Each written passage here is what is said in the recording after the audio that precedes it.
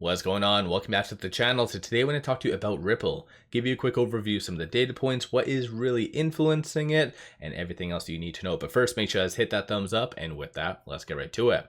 So Ripple is down 4.62%. Broader market, for the most part, is pulling back, as you can kind of see, but Ripple is doing relatively good. Regrettably, though, it did move to 4th position based on market cap again, so right behind Tether. But beside the point, you are seeing a good recovery. So the low for today was $1.90, so it's currently at $2.16 and 9.04 billion in volume over the last 24 hours. And that's something I've brought up in previous videos, is lower volume, and Ripple has shown that it can actually go up with this lower volume, as you can kind of see between right here, so the December 7th run.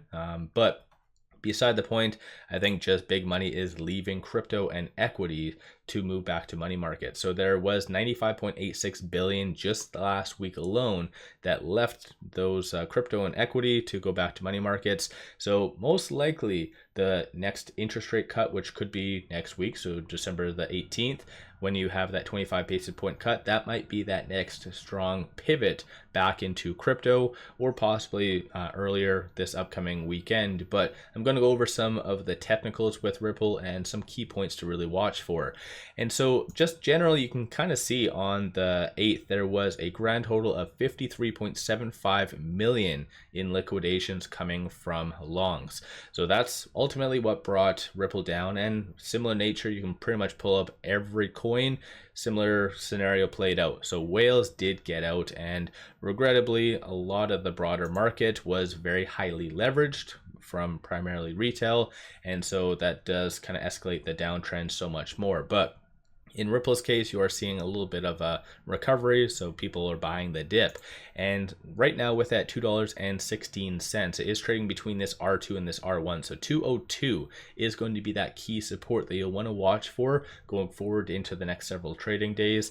Flip side, assuming it is able to continue this recovery, $2.37. That is going to be at least the short-term key pivot that it needs to get over in order for it to continue to trend higher. I think a lot of people just refer to Ripple as the next big coin, potentially even testing Bitcoin, and once more ETFs come out, I think there's just a lot of speculative rumors surrounding just Ripple in general, but I think there's a lot of people just paying attention to it, and this is why you're seeing some recovery. But watch for it to get above that $2.37. If it is able to kind of get above that, I'm not saying that you're going to see instantly all-time highs again, but most likely leading into this upcoming weekend and then transitioning into just that Fed cut on the 18th, this is where you could see more of a potential retest of that 52-week high. But short term, definitely watch for 237 for it to get above.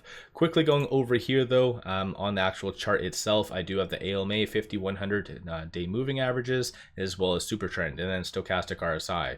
Because of this quick burst downtrend, you have it very oversold now. So again, that could really stand to benefit in the next couple hours potentially. But it was, even though a lot of crypto is like down 20-something%, Ripple's doing not all that bad. Once again, factoring in that it has ran up just this last 1 month alone, encumbering this pullback, 269%. For anyone saying that's normal, that's not. A lot of this was just speculative and a lot of whales getting in, but I think just generally speaking, Ripple is doing fairly good. So this down day isn't all that bad in my opinion, something to worry about. But one key one to really watch for in the short term is this super trend, so $1.80 or $1.79. If it is going to break below that, then this is where you could see more of a significant pullback. But in the short term, definitely for it to recover, get above that 237.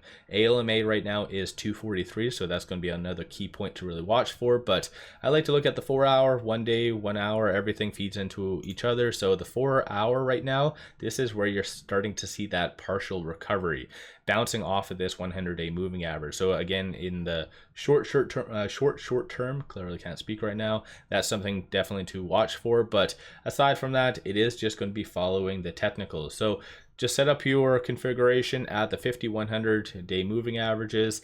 If you're looking a little bit longer term, the 200 as well, super trend, 𝗖𝗢𝗡𝗡𝗖𝗧, those are some key ones to really add. But generally speaking, I really think that Ripple is going to recover, and it's just a psychological game right now. You need utility, and this is why it did run up quite a lot, is because people saw a lot more utility with Ripple. BlackRock was potentially going to be investing, or still could, like I think it was $9 trillion.